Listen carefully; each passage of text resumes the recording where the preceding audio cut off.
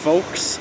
Good afternoon. How are we all doing? It is Thursday, October 7th, 2021. I'm over once again visiting my beloved Stump Pass on this peaceful evening. But yeah, I had some recent news that an internship that I applied for, I was once again not accepted into it. It's tough handling that news, to develop those professional skills. But you know what though? I can't give up. It's not in my character. I have to keep going. And I want to thank all of you who have taken appreciation for my work.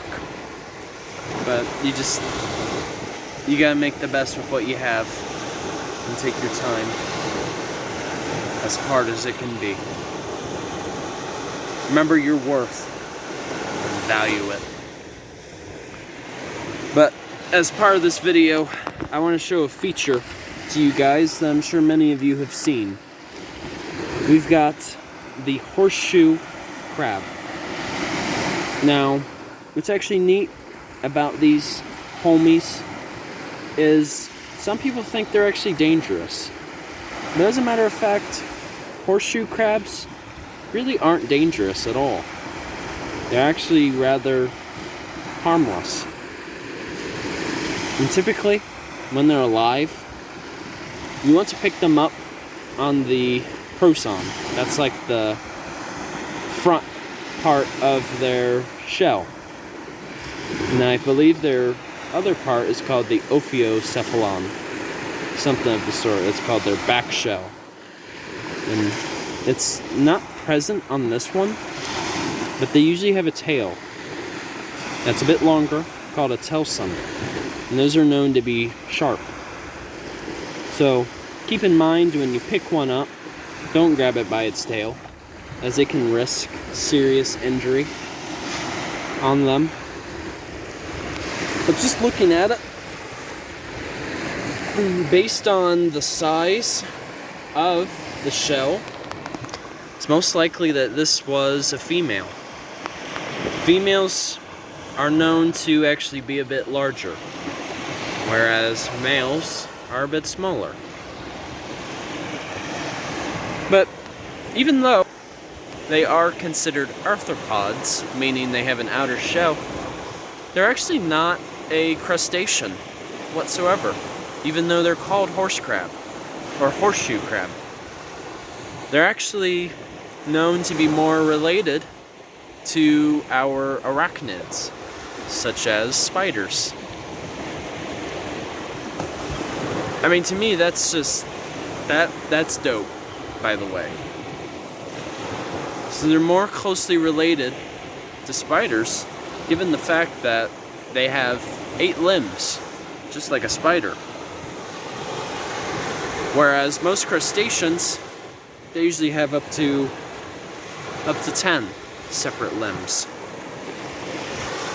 But usually, when they are mating, it usually happens in the spring and fall. So we are reaching that time of the year where you will have a chance to really see them start mating.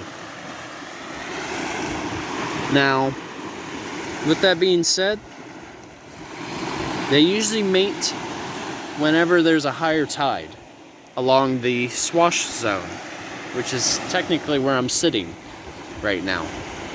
And usually those happen during full and new moon.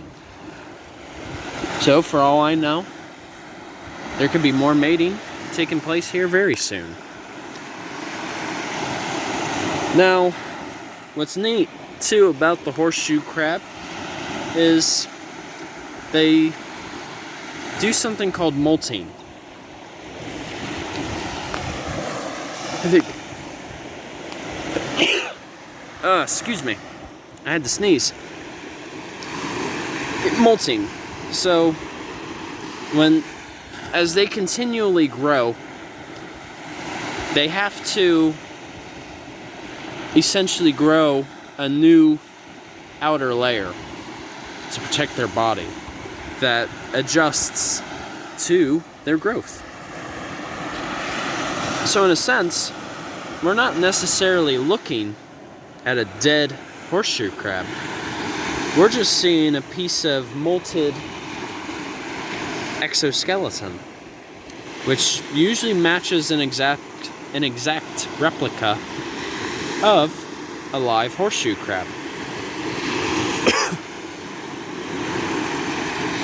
Now, what's neat about these guys too is that this is where their eyes are located, and their eyes have actually been used in research to help humans understand human vision even more. So these guys actually have a big use, as a matter of fact. But here's the real kicker for you guys. Their blood, as a matter of fact, has actually been used in biomedical research.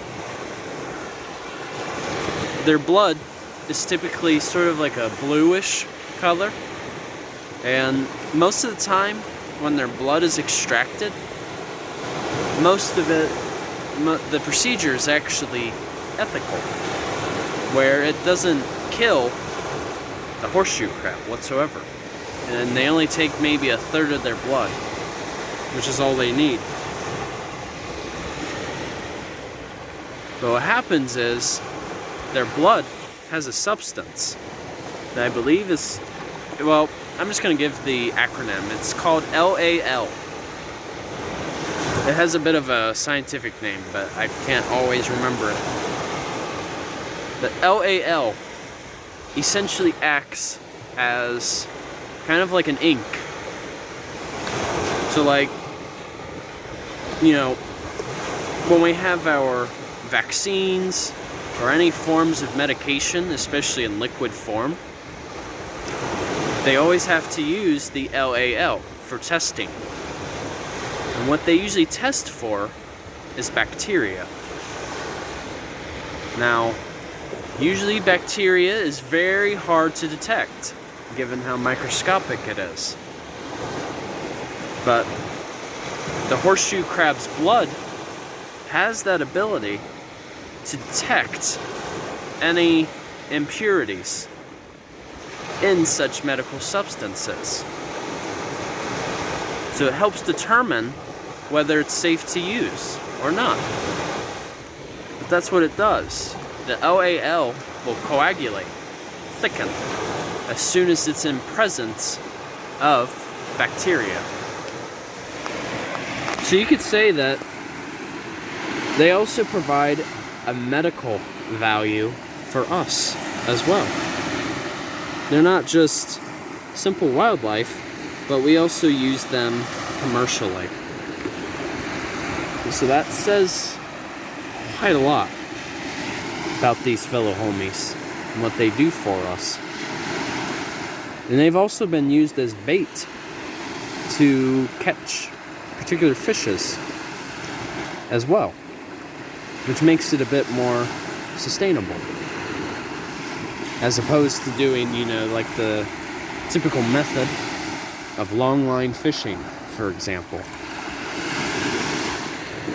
Yeah, the horseshoe crab. These are good. These are very good to have. It's alright, you guys. Hey, I hope you all learned something valuable regarding the horseshoe crab. To me, I still think it's so neat how they, there we go, how they are so closely related to spiders as opposed to actual crustaceans. That's just so neat to me. But yet, the name still essentially stuck. So, alright. Hope you guys enjoyed your Thursday so far. And thanks for watching. And once again, journey on a journey is outwards. Take care, folks.